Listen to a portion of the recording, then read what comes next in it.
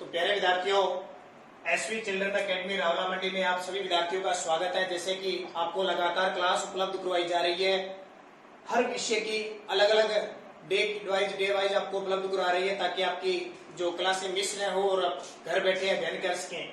तो बात कक्षा 10 विषय सामाजिक विज्ञान, कक्षा 10 आपके लिए आपको पता है बहुत इंपॉर्टेंट है। आपके मार्क्स कितने आते हैं, आप किस तरह से पढ़ते हो, कैसे करते हो, तो पूरे साल आप पे फोकस किया जाता है, तो आपकी पढ़ाई खराब ना हो। पहला अध्याय चल रहा है हमारा और स्वर्णिम भारत 1206 ईस्वी तक लेकर इस पाठ का नाम है। अब तीसरे पाठ की बात करते हैं। पहले पाठ में हमने महाजनपद पढ़े, दूसरे हमने राजस्थान में जनपद कौन से थे वो पढ़े, और आज पढ़ेंगे हम जो सबसे इंपॉर्टेंट है मगध साम्राज्य, वहां से स्टार्ट करेंगे। तो स्टार्ट मैं करूंगा अब बड़े बड़े साम्राज्य। आपने नाम सुना होगा सिकंदर महान। मगध पर नंद वंश का राज था। नंद वंश, मगध पर किसका राज था? नंद वंश, एक नंद वंश था, उसका राज था। और उस नंद वंश के जो संस्थापक थे, नंद वंश के संस्थापक महापद्म नंद इसके संस्थापक। ये तो अच्छा शासक था, लेकिन आपसे क्या पूछेगा कि नंद वंश का अंतिम शासक कौन था? नंद वंश का अंतिम शासक कौन था? तो आप क्या बताओगे? घनानंद। नंद वंश का अंतिम शासक कौन था? घनानंद। अंतिम शासक घनानंद, ठीक है, घनानंद था। इसके समय में भारत पर एक यूनानी शासक था, नाम सुनते हो आप बहुत ही, क्या नाम? सिकंदर महान आप कहते हो। सिकंदर ने आक्रमण किया था। जब भारत पर, मगध पर घनानंद का शासन था, तो यूनानी शासक सिकंदर ने आक्रमण किया था, और एक ये क्रूर शासक था। क्रूर शासक का मतलब जनता पर, लोगों पर अत्याचार करता था। ऊपर से तो ये अत्याचार करता था, इधर से सिकंदर ने भारत पर आक्रमण कर दिया। फिर भी इस घनानंद ने क्या किया? भारत की जनता की रक्षा नहीं की सिकंदर के कारण। इस कारण, और फिर ध्यान रखना, घनानंद के दरबार में रहता था चाणक्य। नाम सुना था आपने? चाणक्य, कौटिल्य। इस कौटिल्य चाणक्य रहता था, ये छोड़ के इसको आ जाता है, क्योंकि घनानंद इसको क्या करता है? अपमानित करता है। और चाणक्य फिर क्या करता है? चाणक्य एक सीरियल देखा होगा आपने, चंद्रगुप्त मौर्य। चंद्रगुप्त मौर्य नाम का एक बालक होता है, 7 वर्ष का बालक होता है, उसका पालन पोषण करता है और उसको एक राजा बनाता है। कौन? चाणक्य राजा बनाता है, कौटिल्य राजा बनाता है। अब हम इसकी बात करेंगे, चंद्रगुप्त मौर्य। आपकी किताब में बहुत बढ़िया तरीके से दे रखा है, और पेपर में चंद्रगुप्त मौर्य से क्वेश्चन आ सकता है, ध्यान रखना। देखिए, चंद्रगुप्त मौर्य की मैं बात करता हूँ, बहुत इंपॉर्टेंट आपके लिए, और साथ साथ में पढ़ते जाइए जैसे जैसे मैं आपको पढ़ा रहा हूँ। ऐसे नहीं कि आप छोड़ते जाओगे। क्या लिखोगे? चंद्रगुप्त मौर्य गद्दी पर कब बैठा?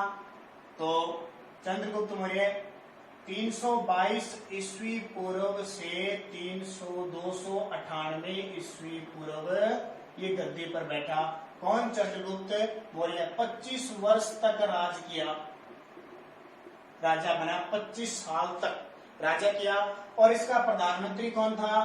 तो इसका प्रधानमंत्री था कौटिल्य, ठीक है, जिसको हम क्या कहते हैं? चाणक्य कहा जाता है। कौटिल्य या चाणक्य कहा जाता है। इसीने इसको राजा बनाया था, इसीने इसको प्रधानमंत्री बना लिया। बात समझ आ गई? चाणक्य, ठीक है, ध्यान रखना थोड़ा सा। अब क्या हुआ? चंद्रगुप्त मौर्य राजा बना, और 305 ईस्वी पूर्व में, यहाँ क्या लिखना है? मौर्य वंश का संस्थापक। छोटा सा प्रश्न आ जाए एग्जाम में, मौर्य वंश का संस्थापक कौन था? तो आप क्या बताओगे? तो चंद्रगुप्त मौर्य आप बताओगे। उसके अलावा देखिए आपको क्या पता है। चंद्रगुप्त मौर्य के पास 305 ईस्वी पूर्व में सिकंदर का सेनापति सेल्यूकस निकेटर ने आक्रमण किया। सेल्यूकस निकेटर ने आक्रमण किया, और चंद्रगुप्त मौर्य ने इसको क्या कर दिया? हरा दिया। चंद्रगुप्त मौर्य ने इस सेल्यूकस निकेटर को हरा दिया। और बाद में क्या हुआ? इसने अपनी पुत्री की शादी किससे कर दी? चंद्रगुप्त मौर्य से कर दी। जब 305 ईस्वी पूर्व में सेल्यूकस निकेटर ने चंद्रगुप्त मौर्य पर आक्रमण किया, तो सेल्यूकस निकेटर को किसने हरा दिया? चंद्रगुप्त मौर्य ने। और चंद्रगुप्त मौर्य के साथ सेल्यूकस निकेटर अपनी पुत्री की शादी, हेलेना नाम होता है उसका, उससे शादी कर देता है। और बदले में सेल्यूकस निकेटर को बहुत सारे 500 हाथी है, गांधार है, काबुल है, ये क्षेत्र किसको दे दिए जाते हैं? चंद्रगुप्त को। और सेल्यूकस निकेटर के दरबार में कौन रहता है? तो सेल्यूकस निकेटर का एक सेनापति होता है, दरबारी होता है, मेगास्थनीज। कौन होता है? मेगास्थनीज होता है, ध्यान रखना। मेगास्थनीज को सेल्यूकस चंद्रगुप्त के पास के दरबार में राजदूत बनाकर भेजता है, राजदूत बनाकर भेजता है।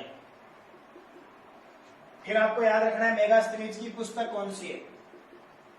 मेगास्थनीज की पुस्तक, तो ध्यान रखना इंडिका पुस्तक कौन सी है? इंडिका पूछ ले। मेगास्थनीज की पुस्तक कौन सी है? इंडिका। इसने इंडिका पुस्तक लिखे थे। अब इस पुस्तक में क्या है? जैसे आपकी किताब दे दे कक्षा 10 पहला पाठ स्वर्णिम भारत, उसमें क्या लिखा है? तो हम क्या कहेंगे? महाजनपद है, चंद्रगुप्त मौर्य है, गुप्त काल है, अशोक है। वैसे इस इंडिका में मौर्य वंश की जानकारी मिलती है। किसकी? मौर्य वंश की जानकारी मिलती है। ध्यान होगी बात। अब क्या हुआ? बहुत साल राज कर लिए चंद्रगुप्त मौर्य ने, और अब चंद्रगुप्त मौर्य क्या करता है? दक्षिण भारत की तरफ भी अधिकार कर लेता है। कुछ नाम आते हैं जिसमें आपको बता देता हूँ। ऐनानूर और मुरनानूर में विदित होता है कि ऐनानूर व मुरनानूर में विदित होता है कि चंद्रगुप्त मौर्य ने दक्षिण भारत पर भी कब्जा किया था। किस पे? दक्षिण भारत पर भी आक्रमण किया था। किसने? कौन कहता है? दो ग्रंथ है, तमिल ग्रंथ ऐनानूर और मुरनानूर, उसके अनुसार दक्षिण भारत पर भी कब्जा करता है। अब देखिए चंद्रगुप्त मौर्य, चंद्रगुप्त मौर्य क्या करता है? अंतिम समय में यहां से प्रश्न एग्जाम में पूछा गया, परीक्षा में पूछेंगे। चंद्रगुप्त मौर्य अंतिम समय में जैन धर्म अपनाते हैं। कौन सा धर्म? जैन धर्म अपनाते हैं। और भद्रबाहु, जैन धर्म के भद्रबाहु होते हैं, भद्रबाहु को गुरु बनाकर स्वर्ण बेलगोला कहां पे है? यह है मैसूर के अंदर। और मैसूर कहां पे है? कर्नाटक में। अगर आप आगे हमें तीसरे पार्ट में पढ़ेंगे, मैसूर और अंग्रेजों के बीच संधियां होती है। तो स्वर्ण बेलगोला मैसूर कर्नाटक में उपवास के दौरान, व्रत रखते हैं ना, भूखे पेट रहने के दौरान, उपवास के दौरान मृत्यु हो जाती है या अपने शरीर को क्या कर लेता है? त्याग देता है। ध्यान रखना किस विधि से? सलेखना विधि से। तो ये कौन हो गए? चंद्रगुप्त मौर्य। सारा याद रखना है। अब चंद्रगुप्त मौर्य का पुत्र कौन आता है? तो चंद्रगुप्त मौर्य का पुत्र आता है बिंदुसार। कौन सा सार? बिंदुसार आता है। बिंदुसार की 2-3 बातें हैं। कौन कौन सी? बिंदुसार। अब देखो 298 ईस्वी पूर्व में उसकी मृत्यु होगी, तो अब बिंदुसार आ गया। और 262 ईस्वी तक, ये 273 ईस्वी तक पूर्व तक क्या करता है? राज करता है। कौन है? बिंदुसार। ठीक है, 272 कर लेना, 73 कर लेना, वैसे 273 है। चलो 72 आपकी किताब में दिया, उसी हिसाब से चलेंगे। अब ये किसका पुत्र था? चंद्रगुप्त मौर्य का पुत्र। चंद्रगुप्त मौर्य का पुत्र था। जो यूनानी शासक थे, यूनानी लेखकों ने इसे एमिथ्रोचेट्स की संज्ञा दी है। एमिथ्रोचेट्स की संज्ञा दी है।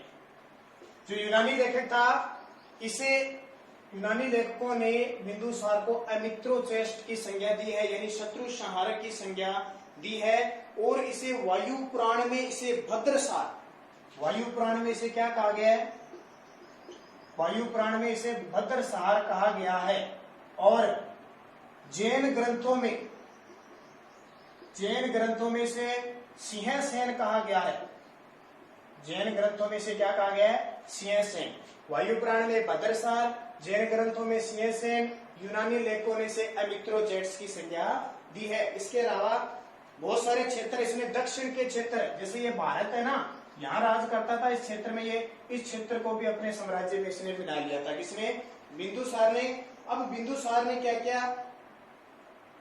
तक्षशिला, दिव्यावधान एक ग्रंथ है, दिव्यावधान ग्रंथ के अनुसार तक्षशिला, महाजनपद पड़ा ना गांधार की राजधानी, तक्षशिला में विद्रोह हुए। तक्षशिला में बिंदुसार के खिलाफ विद्रोह हुए तो इसने अपने पुत्र सुसीम और अशोक को विद्रोह दबाने के लिए भेजा था। इसके पुत्र, बहुत सारे पुत्र थे, लेकिन पहले सुसीम को भेजा, उसके बाद में अशोक को युद्ध करने यानी विद्रोह को दबाने भेजा। तो इन्होंने विद्रोह को क्या कर दिया था? दबा दिया था। उसके अलावा एक बात और ध्यान रखना, बिंदुसार के राज दरबार में यूनानी शासक थे एंटियोक्स प्रथम ने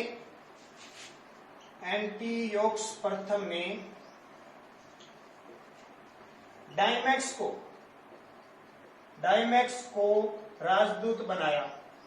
ठीक है, एंटियोक्स प्रथम ने अपने सेनापति डायमैक्स को बिंदुसार के दरबार में क्या बनाया था? राजदूत के रूप में नियुक्त किया था। और एक और आता है